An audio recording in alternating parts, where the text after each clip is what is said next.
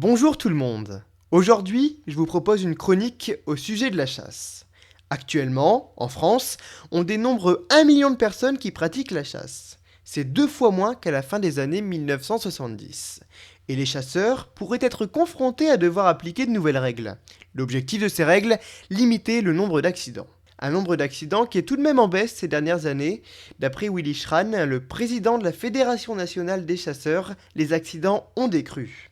Selon lui, leur nombre a été divisé par 4 sans pour autant préciser la période sur laquelle il se base. Les chiffres communiqués par l'Office français de la biodiversité confirment les propos du président de la Fédération de chasse. Durant la saison 1999-2000, 232 accidents ont été constatés contre 90 la saison dernière. Et même s'ils sont moins nombreux, il y en a encore chaque semaine et ces accidents sont de moins en moins acceptés par l'opinion publique. Depuis le début de la saison, les accidents sont multiples. Une jeune femme de 25 ans a été tuée dans le Cantal lors d'une promenade. Des adolescents et des enfants ont aussi été blessés.